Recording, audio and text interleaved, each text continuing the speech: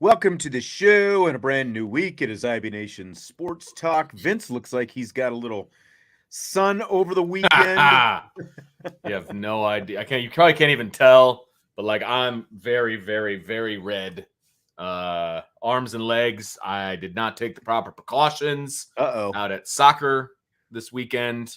So yeah, I'm paying for it a little bit, but you know, that first burn of the year, it's not that bad. So yeah.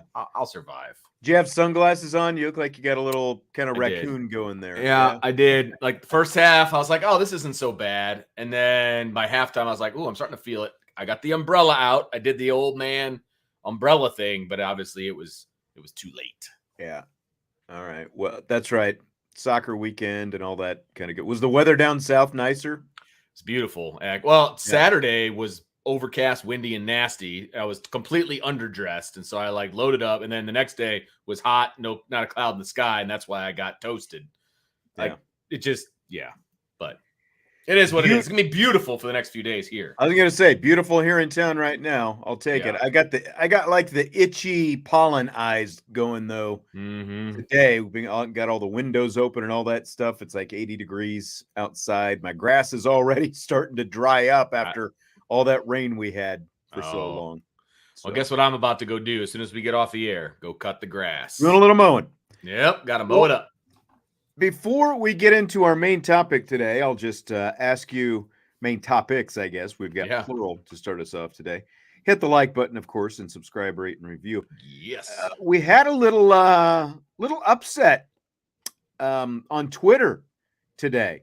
I don't know if you saw this. There was this Twitter poll going. There was one of these Twitter websites. Oh, I know what you're going to say. CFB Home. They're doing this football helmet polls, you know, like a bracket, best helmets in college football. Notre Dame knocked off in the second round against Michigan State. Technically, the voting says 50-50, but it's got Michigan State as the winner. 22,379 votes. Michigan State, in a narrow margin of victory, they might have to have a recount, knocks off Notre Dame in the second round. I didn't know your father-in-law was on Twitter. Like what?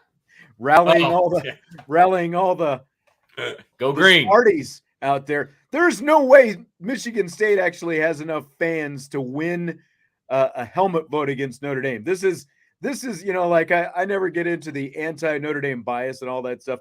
This is obvious anti-Notre Dame bias, though. This is just people who hate Notre Dame voting for somebody State else. Because there's just not enough people who hate Michigan State in the world, you know. And that's exactly right. Michigan State's the lesser of two evils, and so they obviously won that vote. And you know, of course, Michigan State is one of those schools that has, you know, a multitude of helmets, like different kinds of helmets that they've had over the years, and so there's more to choose from.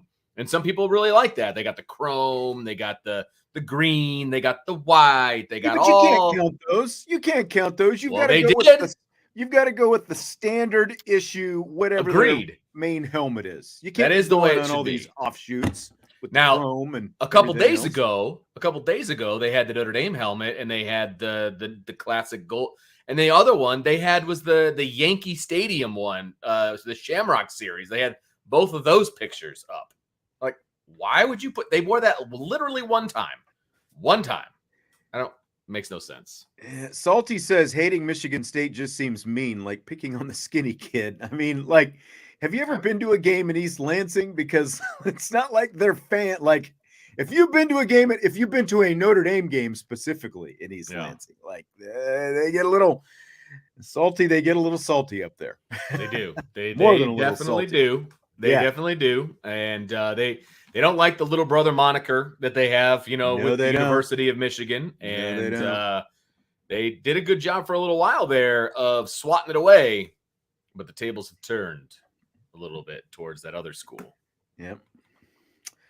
So Notre Dame loses to Michigan State in the second round of the helmet contest. That's not brutal. enough. That's an not upset. enough IB people voted. I voted. This, I'm guessing. So did I. I didn't see it until today, but I did get my vote in time. Voted. I was very disappointed.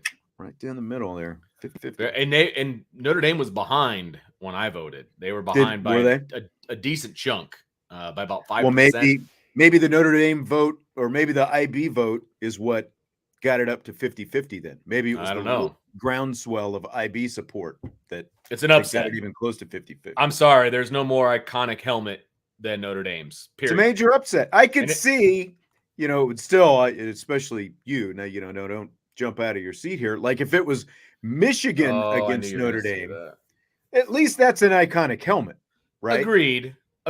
Like if I held up 2 pictures, one of the Notre Dame helmet and one of the normal Michigan State helmet with Sparty on the side, right? With the, guaranteed more people are going to know Notre Dame. The dull green. And yes, that's right. No one's voting. And even then, like, do they really look that cool? It was like, oh, one kind of shiny helmet with a Spartan on the side. All right. And then normally they're not even all that shiny. They're green with a white Spartan head. It's not even that exciting. Sorry. Salty segment. Notre Dame fans don't have time to vote en masse. They have jobs. And they're here watching these shows. So, I mean, I know one Michigan State fan, and that's my father-in-law, and he does not have a job. So, because he's retired. Yeah. Well, there you go. He makes up for it because he worked at Notre Dame for like 30 years. So true. Rode the fence. Would he pull for Michigan State still in those games? Like, was he still as an alum? I think he was like he's one of those guys that was like happy either way. But like when he worked, because he used to be the headset guy for the coaches, right? And so he would have to be in the box with the assistant coaches on the headsets, and he would have to wear the coaching gear underneath the polo. He would have on a Michigan State T-shirt. All right. He was that guy. Yeah. But yeah, I still think that's one of the coolest jobs ever. I would have loved to sit on the headsets and hear these guys talk back and forth. Oh, what a great job that would have been. I mean, you could have been right there for the whole Tommy Rees tirade last year. Great. Perfect. Great. It would have been great. He got and I think you know this story. He was in there every year, like during the Weiss years and the whole deal. When Bob Diaco showed up is when he got kicked out of the room, and they wouldn't leave any papers behind. They would rip them all up. They had like a shredder in there, and they would shred all their papers. And it was ridiculous. It was like deal with the CIA. It was so stupid. Right. Yeah. And all that really helped Bob Diaco in the long term of his career too. Yes, it did. Clearly. Yep. Clearly. Yep. Really paid off, El Diablo. All that secrecy. That's right. To sit in a vanilla defense all the time. Vanilla defense, Wolfman with what was it, paprika or I don't know. Do you remember that whole thing? The Wolfman, and I don't even know. And he's making up trophies, and he had an interesting career. He did.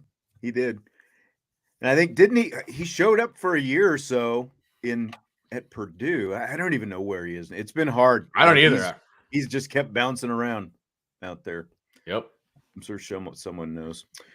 Well, how about Marcus Freeman? This guy, you talk about racking up the frequent flyer miles.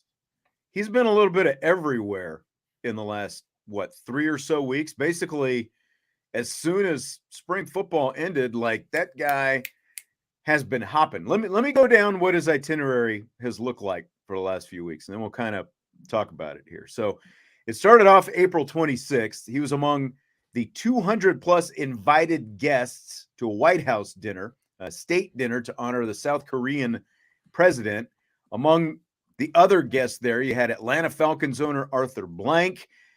Freeman took his mom, of course, Angelina Jolie, the actress, which was there. She took her son, Chip and Joanna Gaines, a fixer-upper, TV fame, were there. It was all part of May being Asian Heritage Month, and of course, Freeman is is part Korean. His mom is Right. Korean. So that was April 26th. May 2nd, this is when things kind of really start to get hectic. He gets on the Notre Dame jet and he flies out. They're at Under Armour headquarters. They spend a day there. They meet the Under Armour chairman, Kevin Plank, and they also meet the chairman of the board, Kevin McDermott, out there. And then from there, they fly to Gettysburg, Pennsylvania, where they do the first of 7 different alumni club visits. So they go to Gettysburg, then they go straight to Columbia, South Carolina that night. And I thought it was interesting that Columbia, South Carolina was part of the itinerary. While he was there, he took the time to stop and visit 2-time national champion women's basketball coach Dawn Staley, because Freeman is a big Notre Dame women's basketball coach. So he stops in, visits Dawn Staley. And again, we'll kind of getting the goods. The goods. That's right. See if he can get some scouting report. Yeah, man. I guess for Paris next year. I don't know. So they flew from Columbia to Chapel Hill, North Carolina that afternoon. They visited with the Eastern North Carolina Alumni Club. Among the guests or, people there, Bubba Cunningham, who's a Notre Dame alum. He's the athletic director at North Carolina. They went to Charleston, South Carolina that night. The next day, he has lunch with Sam Hartman and Hartman's parents who live out there. They did some sightseeing in Charleston, did another alumni event. Then it was on to Sarasota, Florida, where the next day he has breakfast with Marty Biaggi, his special teams coach, who was out there recruiting. He also got a haircut while he was there. He didn't go to his guy Julio Cuts. Julio hooked him up with some guy down there in Florida to get a cut for him. I didn't realize that there was like this, sort of like hip hop on the edge, barber circuit all over the country. Apparently. Like, these guys apparently know each other, Who knew? I know. So Freeman gets himself hooked up with another cool barber down there. They do the Dick Vitale Gala event that night.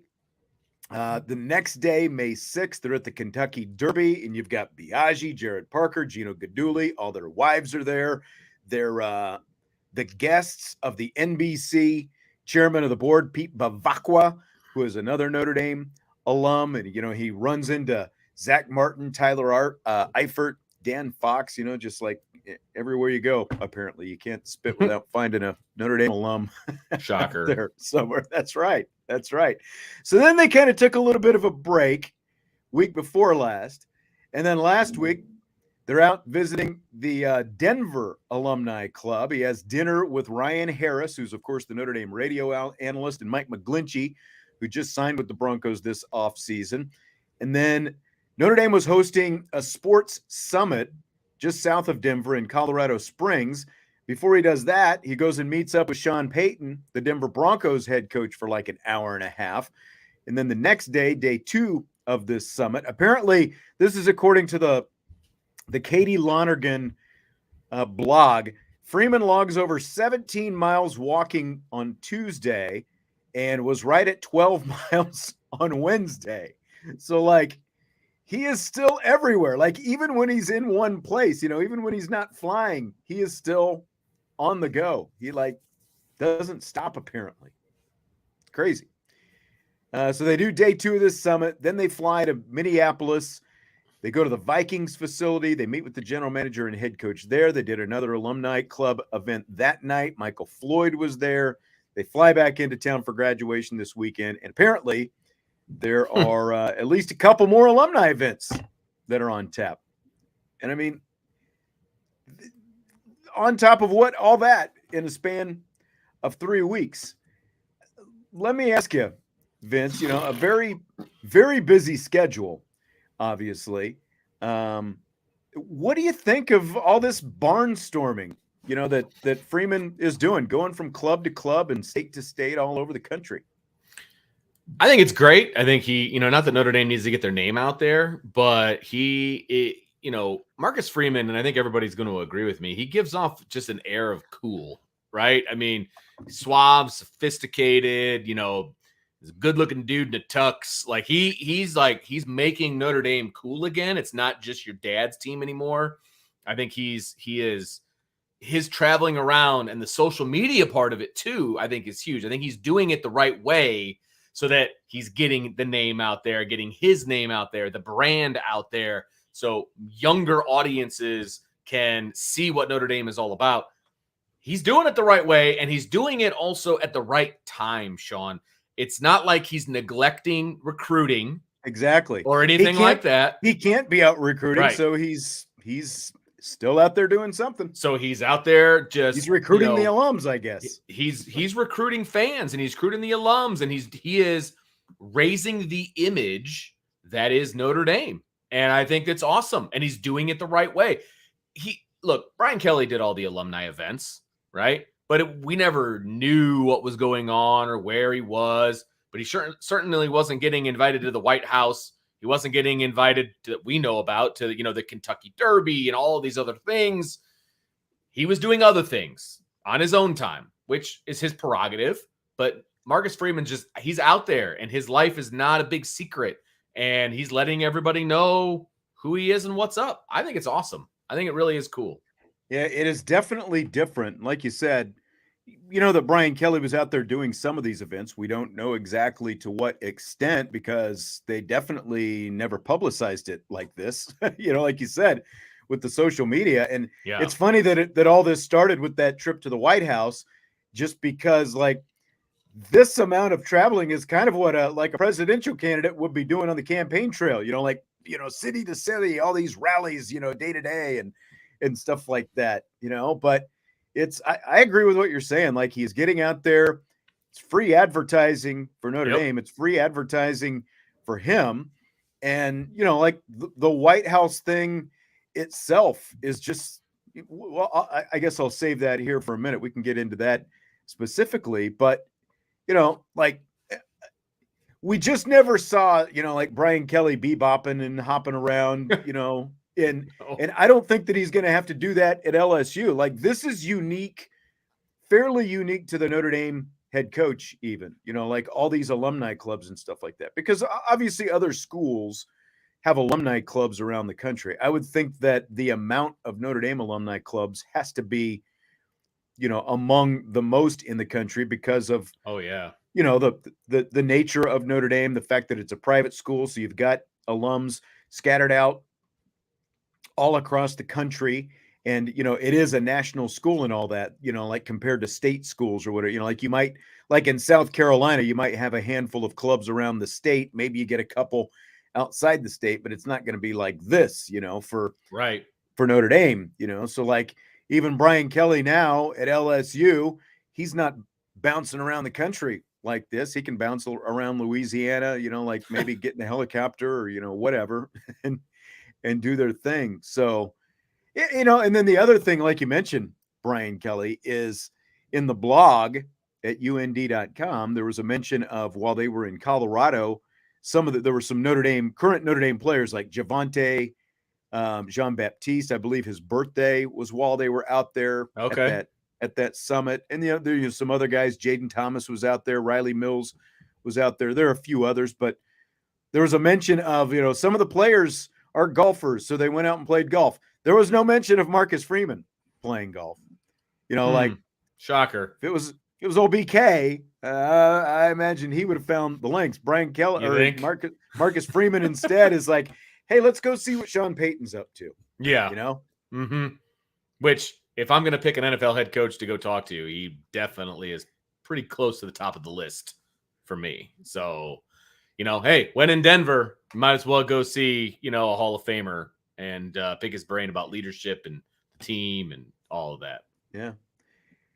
Decaf 18 says BK didn't care about alums, just ask them. And I mean, the players definitely did not have a good taste in their mouth from, Brian Kelly. And so I like I've mentioned, Michael Floyd, Ryan Harris, Mike McGlinchey, there were some others that popped up in all these different stuff. Corey Robinson was at one, and David Robinson was out there as well. And, like the fact that you've got those guys rolling in to be part of it as well. It obviously speaks to the personality of the guy. And again, it's like with social media, like the fact that Brian Kelly never did anything, I mean, zero.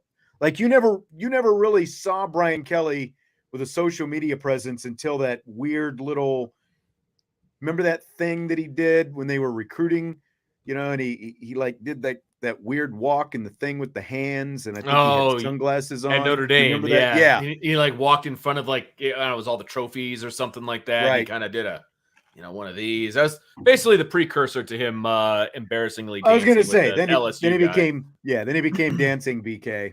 Yeah. At LSU. Yeah. But, the White House thing, again, very unique because a lot of coaches and teams, they obviously go to the White House after they win a national championship, but this was different, like a state dinner type thing. And I just can't imagine that, again, like regardless of which side of the aisle that you're on, I can't imagine that there are a lot of college football coaches who have the opportunity to take their mom to the White House for a state dinner, Well, and look, I watched West Wing. I watched Madam Secretary. I also was a history teacher. State dinners are a really big deal. Mm-hmm. They're a really big deal. You only have them when another head of state comes in, and it is all based on them. And, you bring people in that will, uphold that. It's a huge deal. Not everybody gets invited to a state dinner. Right. The fact that, you read off some of the names of some of the more popular celebrity types that were there. And also you're going to get the upper echelon of all of both sides of the aisle, by the way, at a state dinner. You get all the upper echelon guys, and gals in government and, it's the elite of the elite. Okay. Because it's a state dinner with another head of state. And I'm pretty impressed that he was actually invited. I get it. I get the correlation and why, but if you're sitting there and you're at the White House and you're thinking, okay, who can we invite of Korean descent? Right. And you think of the head football coach at Notre Dame, like that's a new thing. That is not something that just happens. Someone's doing their work. Someone's really doing their research to figure that out. Yes, absolutely. No question. That's exactly right. Chip and Joanna Gaines were there of fixer-upper fame. Are you a fixer-upper person? Is that ever on in the D'Addario household? Or was it ever? It hasn't been on for a while. So it has not. My wife is a big fan. No doubt about that. We watched many an episode back in the day. We don't get the Magnolia channel or whatever they've got going on, so we have not been able to keep up. I have Chip Gaines' book. He wrote a book about kind of like fatherhood and stuff like that. Okay. It's a good read. I have that book. So we're fans. Like we're not fans like the farmhouse style, like that they always go to with like the shiplap and all. Like that's not what our house looks like. We got shiplap in our bathroom. When we bought this house, the bathroom was like 50 years old. I don't think it had been modeled literally in 50 years. And the people selling us the house were going to remodel it. And we said, we've got some specifications that we need, with our daughter and stuff like that. Just leave it and we'll do it. And so, of course, the shiplap went up, and there would be more shiplap in this house if we had more places to do shiplap. But we went a few years back. I guess it's been maybe 5 years back. The wife and I went to Dallas. We did like a weekend in Dallas. We did a Cowboys Saints game on Thursday. And we went, Waco is just south of Dallas, maybe an hour or so. And so we did the whole, we did breakfast at Magnolia Table, I think is what it's called. Good food, by the way. Yeah. But then we went over to the silos and did, I've got a Waco t-shirt. Of course, my wife's got, so we did like the whole Waco thing, man. That was like, and they've got like spots where, of course, you can, set up and take your pictures. So you got, and I think there's actually, there's Magnolia Silos. There's a picture of us on the wall right in front of me right here that you can't see, but big time. We used to watch, my daughter, was like in love with Chip and all that kind of stuff. And so they've kind of tapered it back the last few years. I think they're going on when, HBO Max is rebranding itself to Max. Oh, and they are part of I don't know if you've seen the commercial for the rebranding, but they are part of that commercial. So okay. I think Fixer Upper might be going there, like to the Gotcha. Max app. The Magnolia channel. Yeah. Because they own their own, like they're becoming like Oprah. They're like a whole media empire Oh, now. yeah. And like I would think by now they've like remodeled all of Waco. yeah, there's only so much. Like, there's only so many houses left in Waco. You're right about that. Oh, that's funny. But anyway, so then Marcus Freeman, Columbia, South Carolina. This visit with Don Staley is interesting. And that is very interesting to me. Reading the blog that Katie Lonergan did, obviously doing women's basketball games, I would see him and, some of his kids, his wife sometimes, he'd always be front row at the women's basketball games or at a lot of games. He flew out to Greensboro to the ACC tournament, saw a game out there. So like I knew he was a fan, but like what Katie Lonergan says is, while Coach Freeman is certainly interested in how all of Notre Dame's teams are doing, he truly has taken a special interest in the women's basketball team at Notre Dame. He takes pride knowing all the players' names, keeping up with how they're doing on the court. And I thought that was really interesting that he is that invested in the Notre Dame women's basketball program, Vince. Well, I mean, I'm sure he's a basketball fan. He goes to all the games and everything. And it's hard to be a men's basketball fan because he doesn't know any of the players. So give him some time. Maybe we'll see him at some of the men's games as well. But I'm sure with Micah on board. Yeah, I mean, he definitely some new excitement. He definitely has an affinity for the women's team. But you can see a lot of parallels though between him and the women's head coach, right? Being Niele Ivey Young, African American, go-getter, really good at recruiting, very really personable. Yep. All of those things, they kind of check a lot of the same boxes. And they're both kind of rebuilding a dynasty, right? I mean, that's what Niele had to do. She had to kind of rebuild a dynasty. Marcus Freeman is not rebuilding per se, but, taking the next step into national prominence. So a lot of very similar things between the two of them, which I dig. And they obviously dig each other, as far as, professionally and all that. I love the support. I think it's awesome. And we don't see the support from the other direction because it's an 80,000 seat stadium. And so you won't necessarily see, Niele or wherever, in the front row cheering on Marcus Freeman and the football team. It's a little bit different of a venue. Well, again, like BK is an easy target, but like you would see him front row courtside at the most marquee men's basketball. Yes. Game. You weren't never going at a to women's see game. Him. Yeah, you weren't going to see him at a women's game. And you definitely, Marcus he's only got so much time. So that I know of, he wasn't at every game, but he was spotted at a lot of games this season. And, I guess my point is like, you wouldn't see Brian Kelly at your quote unquote run of the mill women's basketball game. Well, they won a national championship while he was there too. Just throwing that out. That's true. That's true. And never really saw him there. Like, but Freeman got to hobnob with it like it was a who's who list by the time this whole thing was said and done. Dolly Duffy, who runs the Alumni Association, she was at most of these different alumni events. I think, according to the blog, she might have missed the last one in Minnesota, but she'll be there for. But I mean, you got Sean Payton, you got Kevin O'Connell, the Vikings head coach and the Broncos head coach.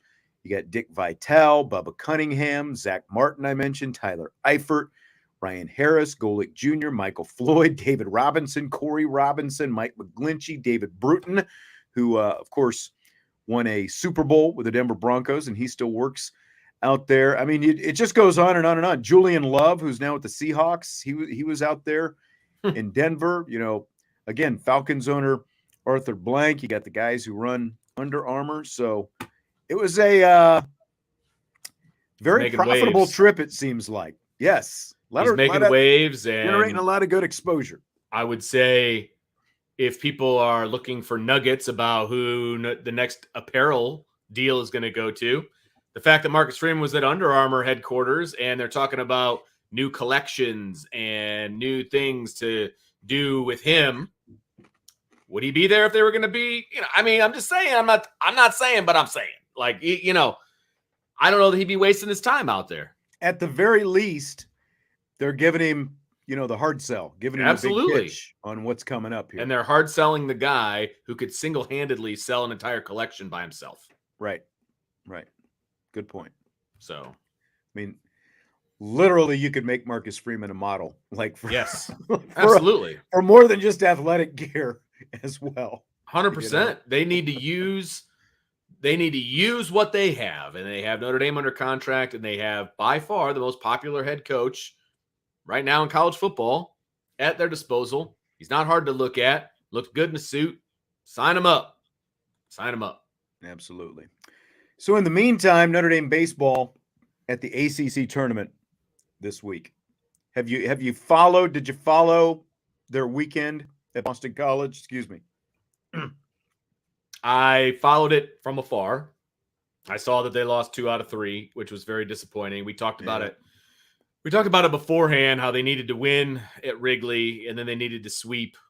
We thought they needed to sweep Boston College. Neither one happened. And so that was very disappointing. That definitely hurts their chances, I think, of being in an at-large bid. Yes, they are. They're in jeopardy, I think. They're on the bubble. And the bright side of the ACC tournament is it's pool play. There are 3 teams. There are 4 pools in the first round, 3 teams in each pool. Notre Dame is in the pool with they're the number 8 seed. Notre Dame is. They're in the pool with number 12 seed Pittsburgh. So you go, okay, Pittsburgh, that's doable. Well, they're also in the pool with number 1 Wake Forest. And Wake Forest isn't just number 1 in the ACC. They're number 1 in the entire nation. They won every ACC series this week. Now, again, you want to look on the bright side. You don't have to win a series in pool play. You just have to win a game. 1 game. Most important. Yes. Now the downside is there's 3 teams. If there's a tie, the team with the highest seed advances. So, like if Notre Dame and Wake, 2 games. were to each go 1-1, for example, Wake is moving on. There's no run differential or any of that kind of stuff. But the way they do it is pool play in the first round, 3 teams in these 4 pools. Winner of each pool goes to the semifinals, and then, semifinals, you win there, you go to the championship. But Notre Dame is going to play Pitt Wednesday morning at 11 o'clock. They play Wake Forest Friday night at 7. So it's going to be a while before we, no kidding, really find out exactly what's going to happen to them. But they're sitting here 30-22. They were 500 in the ACC, 15-15. So at least they weren't sub 500 in the ACC. But they have an RPI of 48 right now. So that's like, you talk about, I think it was as low as 56 before they won that 1 game against Boston College. So they, to be quite honest, they need to beat Wake Forest, I think. At least, that's minimum. They need to beat Wake Forest, get out of pool play, get to the semifinals of the ACC tournament. I want to pull this up from Michael because just for some clarification purposes, he says it seems like Notre Dame baseball had the same task last year with the University of Texas. Yes, they had to play the number 1 Tennessee. I'm sorry, Tennessee. I was looking at something else. Tennessee, they're both orange, but yeah, true. Very similar situation, but that was in the NCAA tournament, not in the conference tournament. If they don't do some amazing things in the conference, they're not even going to make it in to the NCAA tournament. So that's really, I think, the biggest difference. You can correct me if I'm wrong. But no, that's exactly it. And the thing with Tennessee is that was a best 2 out of 3 series. So like you could afford to lose as long as you won 2 more and then you move on. Whereas now, I guess there's a similarity because, if you win both games in pool play, you're moving on because only 1 team can go 2-0 in pool play. But and Tennessee, that was at the regional or the super regional. Super regional. Yeah. That was at the super regional. So they'd already gotten out of their regional. Which is still number 1 team in the country, but still the number 1 team in the country. Absolutely. The odds, I guess, are a little bit more in your favor because you only have to win once. You don't. And baseball, win 1 game. I mean, Yeah. The lesser team wins one game all the time. I mean, Let's be honest. That happens all the time. That's why they do series in basketball and in baseball, because you could be a completely different baseball team depending on who's on the mound for both teams. Right. Yeah, and in case you're welcome, Chi-Town, but in case like you missed any of the details and you're interested, there is a story that I've got up at Irish Breakdown that kind of explains all the pool play and kind of, how it works and all that kind of stuff. So nice. All the inner workings are there. I just, again, it's Wake. Wake and Notre Dame did play in the regular season. Wake took 2 out of 3 games. They're number 1. I'll be curious to see like what Wake is going to do, like how they approach their pitching for the week, because, across the board, they're one of the best hitting and pitching teams in the country. They won every series, and I'm looking, where did I put on the schedule? So Notre Dame plays Pitt. Okay, so Wake and Pitt play the 11 a.m. game Thursday. So that's another advantage Notre Dame has is they play Wednesday morning, Friday night. So they have like more than 48 hours in between their 2 games, whereas Pitt and Wake Forest are both going to have to play games in consecutive days. So true.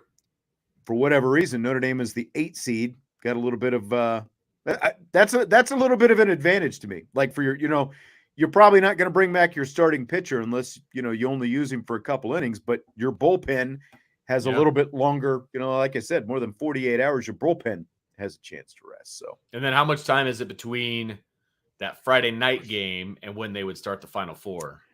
Do you have that? Sorry, didn't mean to put you on the spot. Now I don't have the time right here for Saturday, but it would be. But it's Saturday. It would probably be next day. Yeah, it would be the next day. Yeah, that's a tough turnaround. Yeah. So exactly. I mean, I guess technically you could bring back your 1. Be pretty short rest though if you bring back your 1. If you're Notre Dame and let's say you advance out of the Final Four, to bring back your 1 on Saturday after pitching on Wednesday, that would be tough.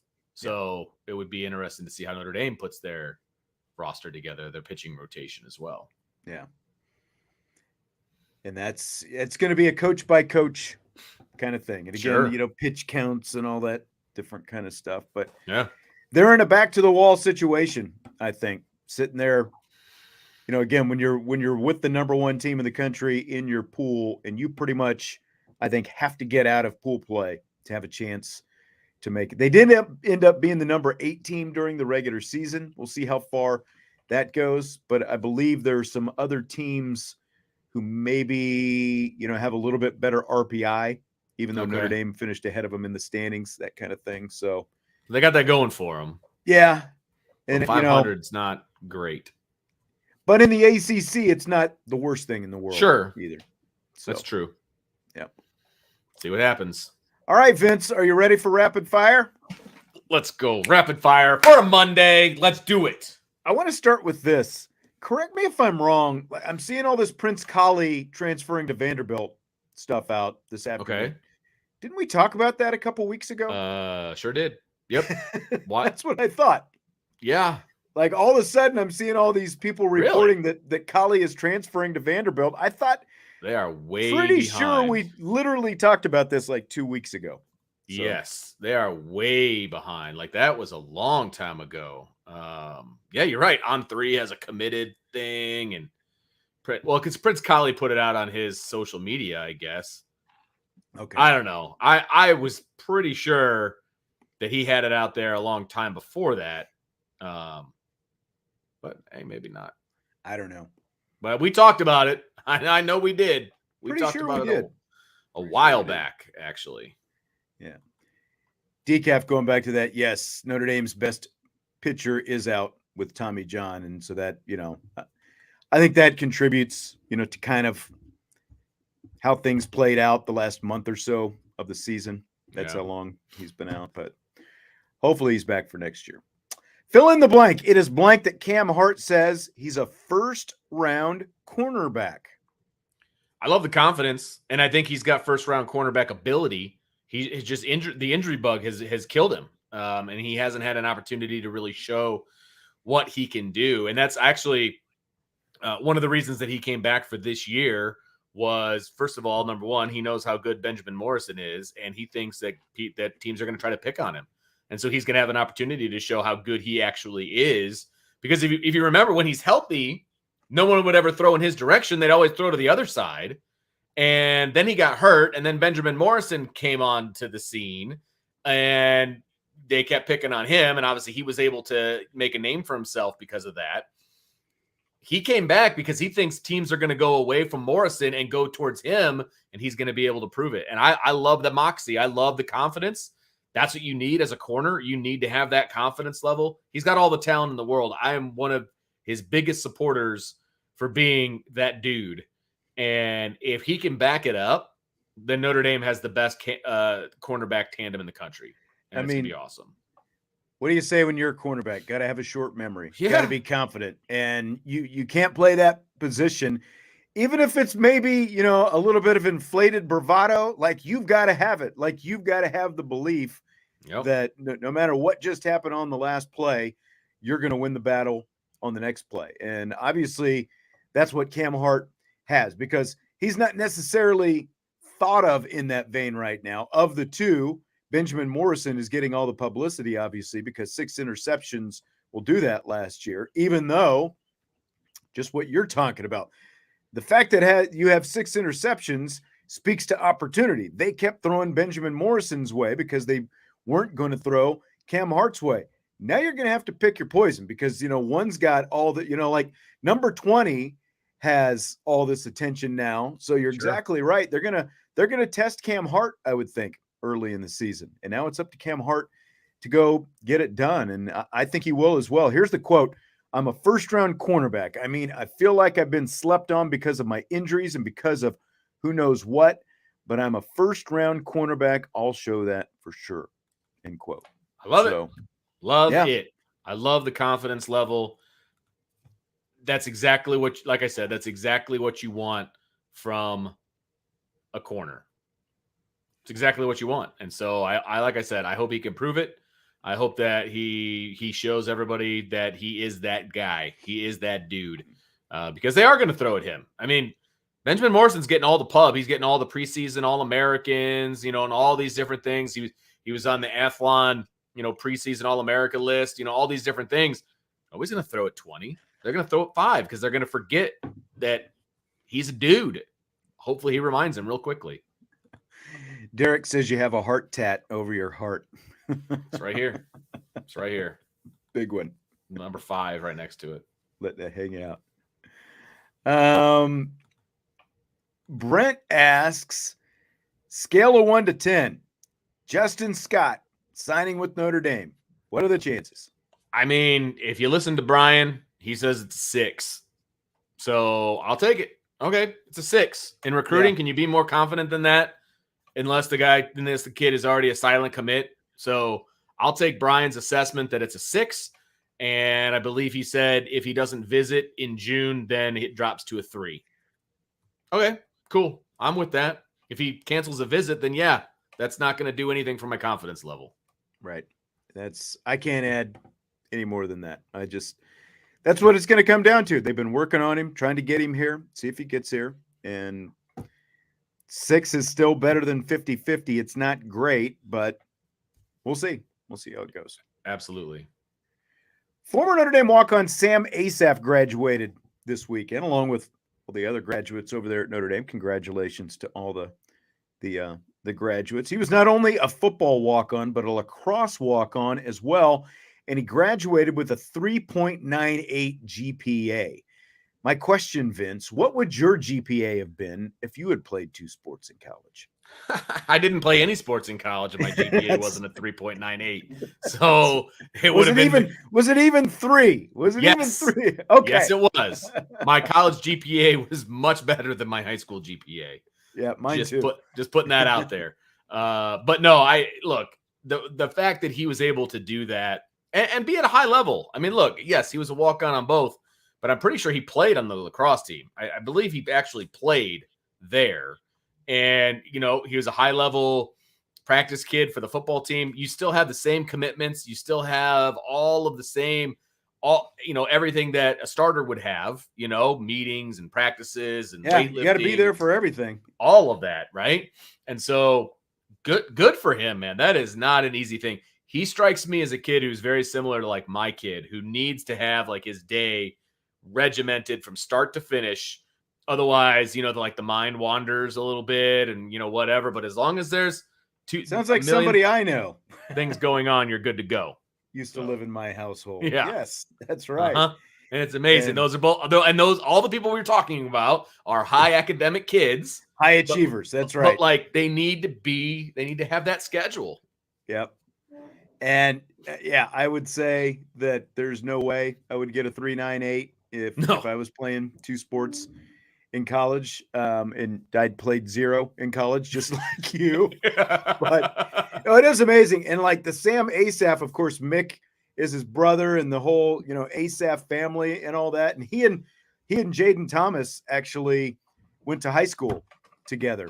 Oh, okay. I guess I can't remember the name of the high school right now, but yeah, they went to high school together and the whole thing. And lacrosse beat Johns Hopkins, by the way, this weekend. That's to go to the Final Four. So nice. Yeah, men's lacrosse into the Final Four. So congratulations to them as well. But that's pretty awesome to walk on both sports at a major college like Notre Dame and still be able to pull that off. That's pretty amazing.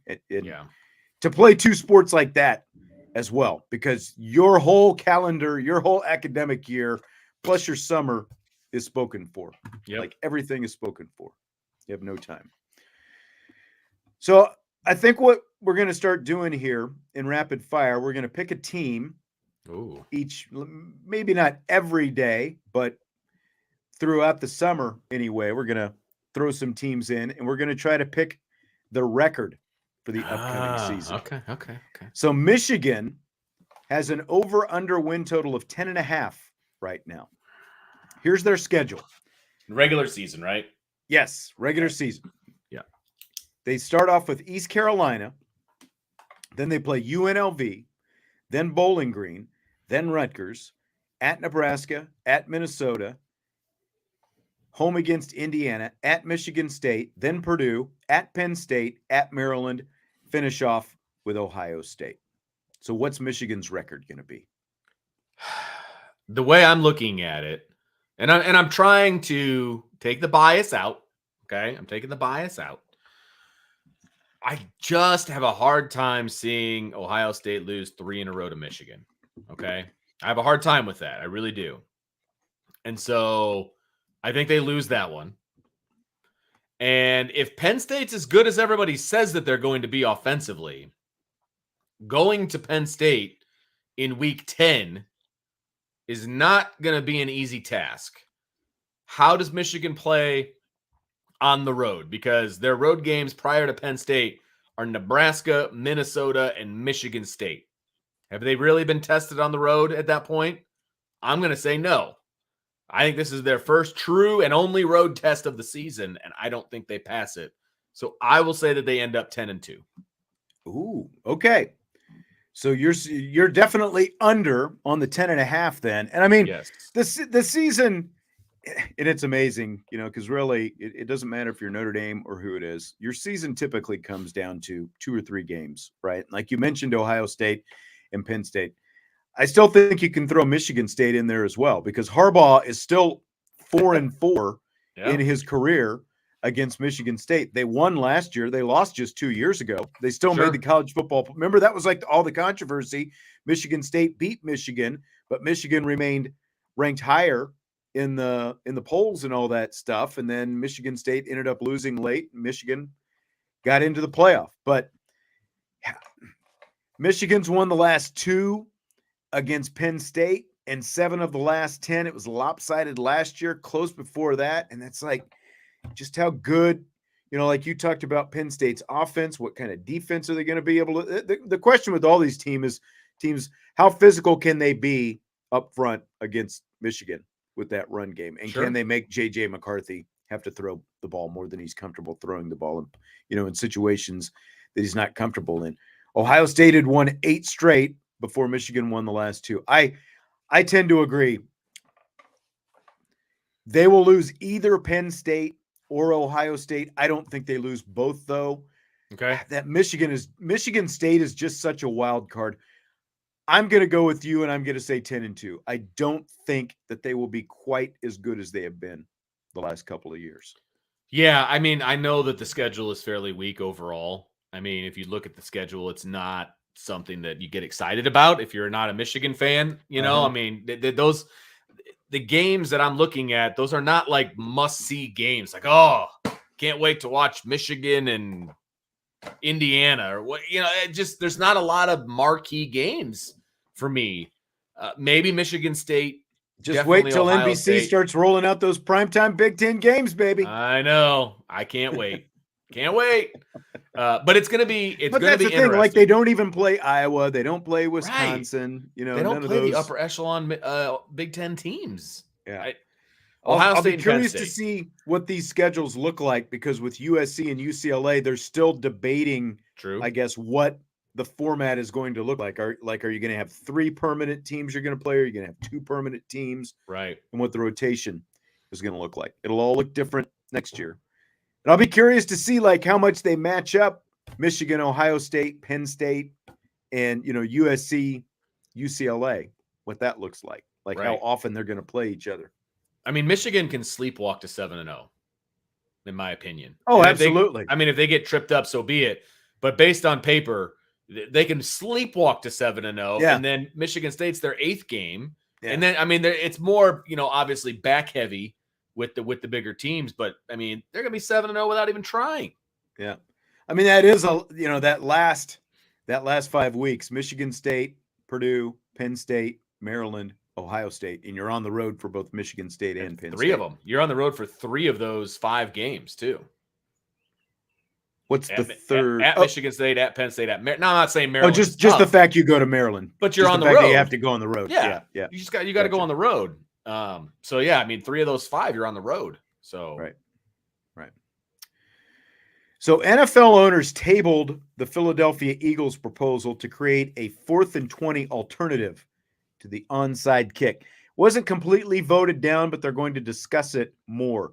Would you stick with the onside kick, or do you like this 4th and 20 thing? Like, you convert the 4th and 20, you know, as opposed to trying to recover an onside kick.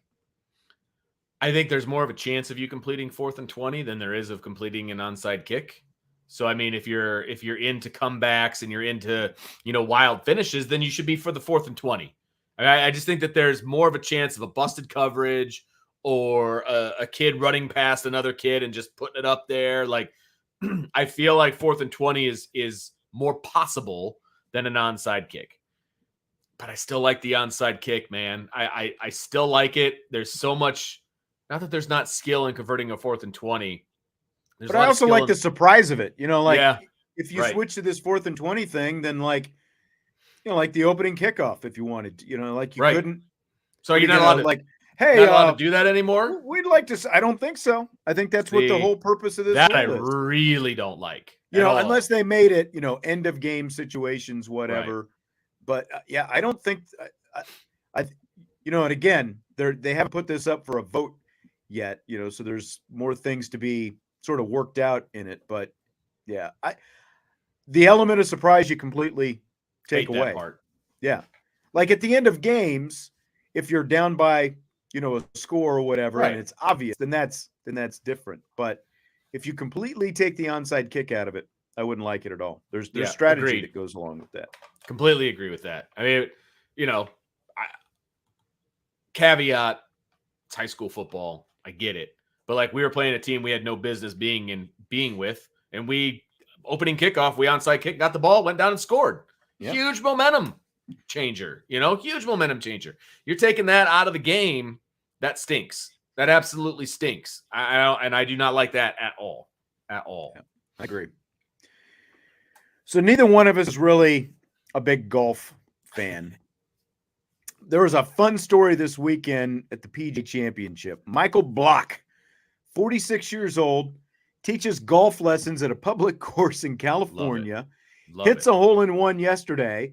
He goes on to finish in the top 15, which means he gets an automatic invitation to come back for next year's PGA.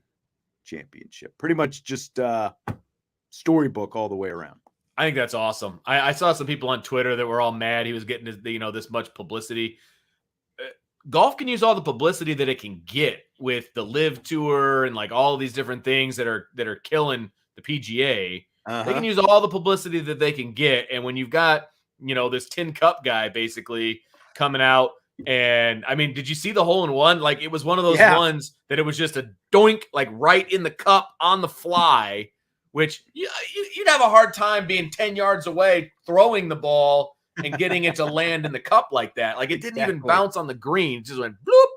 I mean, and he's like, it was funny. They had him mic'd up. He's like, did that really go in? Like, is that in the hole? Did that really go in? And everybody's cheering and everything. He's like, I don't think it went in. Like, are you kidding me? See, personally, I think, now again, I wasn't watching yesterday, so I don't know how the whole broadcast worked out. But I saw some criticism that they devoted some attention to him like Saturday.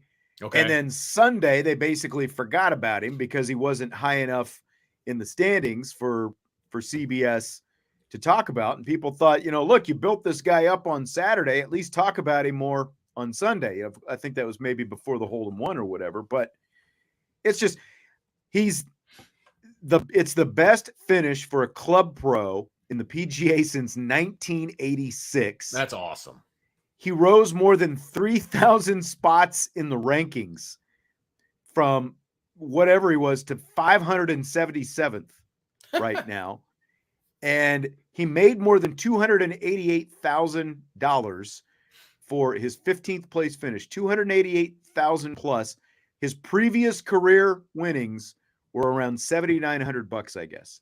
7,900? 7,900. He made 288,000. Wow. 15th yesterday. I would have gotten that all in singles and just rolled around in my bed. That's right. I thought you were going to say something else. I'm going to keep it clean. That's right. And keep it nice and clean. But I mean, that's life-changing money, right? And I realize $300,000 is not going to last you forever.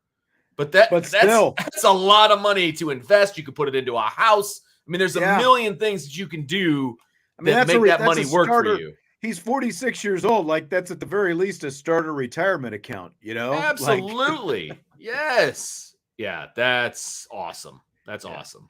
Yeah, Decaf, I agree with the sentiment. I would also rather watch paint dry than watch golf. But this is a great story, and I didn't watch any of it. I didn't have to watch it. Yeah, exactly. And look, watching a golf tournament just to watch a golf tournament, I agree. I can't do that, and I won't do that. If it's Sunday, it's close. Like, I'll watch, generally, but it's more, it's 1,000 times more fun to play for sure. So baseball has already seen a lot of rules changes, and we've talked about some of them here on this show. Some people calling for a ball strike challenge system for Major League Baseball, where a team would possibly get 3 challenges of a ball strike call. And if you get a challenge correct, you get to retain the challenge.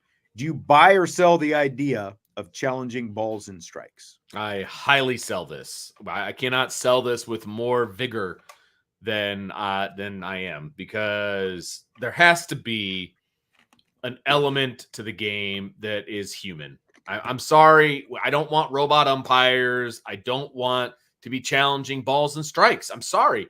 Part of being a baseball player and being a baseball manager or coach is you do have to adjust to the umpire. And you and I have talked about this a million times. All you want from an umpire is to be consistent.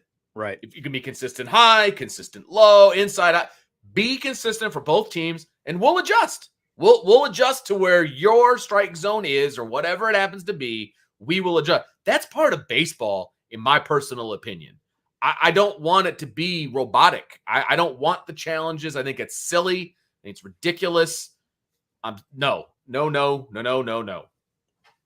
Completely agree. The challenging of balls and strikes, it's a subjective. If you're going to have a subjective part of your game, which umpiring is, it is all subjective. It is this, right. What the eyes happen to see, then there's no reason to be challenging balls and strikes. Now, you can argue maybe you need to get rid of the the strike zone box, like we were talking about some of the inventions. Get rid of the strike zone box, because even that is skewed based on the angle of the camera. Absolutely. That's been proven based on the angle of the camera. It's not always accurate, where, the ball, what's a ball, what's a strike, all that. Get rid of that so that you're not biasing the audience, to be against the umpire. Yeah, yes, that's right.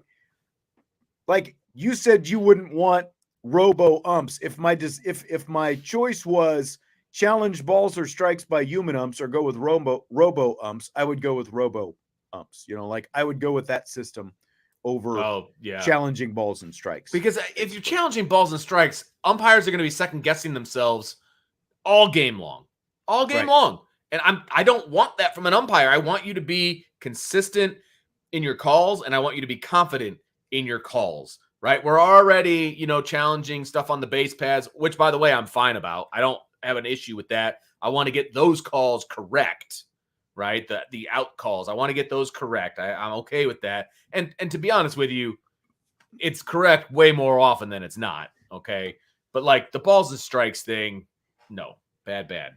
By the way, old man, if I remember right, you didn't want any of these, changes on the bases and all any of this stuff. Baseball looks a lot more like baseball this year, though. Yeah, you're not wrong. I can admit when I'm wrong. I still think the oversized bases look ridiculous on TV. They do. They look ridiculous to me. I'm sorry. Yeah. They just do. But I'm seeing more action on the base paths, which I am all about. I love action on the base paths, so I'm cool with that. We're getting a little bit more controversy when it comes to like the pitch clock and games are faster. That's taking some getting used to, because like I'm used to, like, after I'm done with the show, do my thing, and then I've got my MLB package and I flip on games and it's like 7:30 and I'm already in the fifth inning, it seems like. Yeah. And then I flip to something else and I come back and the game's over. So it is taking some like these games are getting done so quick this year. It is. They are taking some getting used to. Derek, on a slightly different topic, but along the same line, says in 2023, how do we not have chips in footballs, baseballs, and hockey pucks? That's a great question. Yeah. Supposedly there are chips in footballs, but they're using them to collect data, I think, as opposed to actually, like using them for first downs and touchdowns and stuff right now. I would not mind. Baseball thing would make sense though too, but then that would get to, then you got your using robo umps and stuff. That's basically what that is. I mean, yeah. Like if you're going to put it in a hockey puck, then put it in a soccer ball, so you can see if it breaks the plane, that's where I'm okay with, because you're doing it on replay already anyway. And if you don't have a good angle, it's hard to tell if a ball breaks the plane or a puck breaks the plane. Yeah. If having a chip is going to tell you if that's the case or not. Exactly. I don't know why they're not using them. I would think that at some point they're going to. Yeah. I'm okay with that kind of advancement in technology when it comes, because that's just helping get the call correct.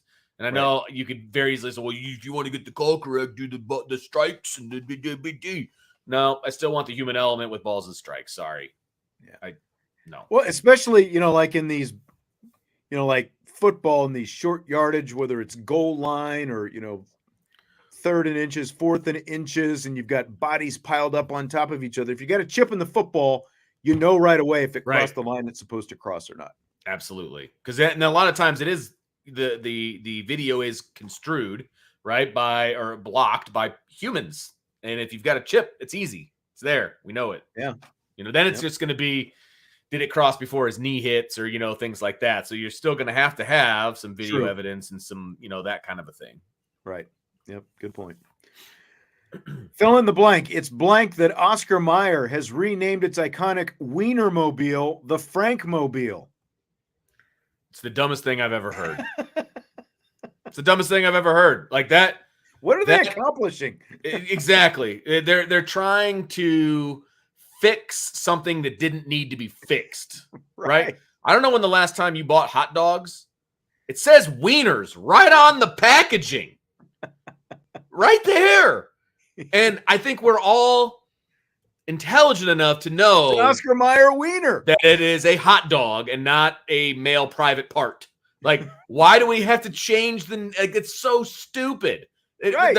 They're fixing something that doesn't need to be fixed. Well, and I mean, something about Mary, his Franks and Beans, got stuck. So Franks and Beans. Franks and Beans. Yes. What are we doing here? Oh gosh, it's just so stupid. It's so no. And why not just go with the hot dog mobile? Like what? Right. Like if you really, I don't know, man. So they're gonna change the name to the whistle too? It was a weenie whistle. Is it gonna be the Frankie whistle now? You know what I'm talking about? The little weenie whistle? No, all legitimate questions. It's so stupid. It's just so dumb. Why? Why?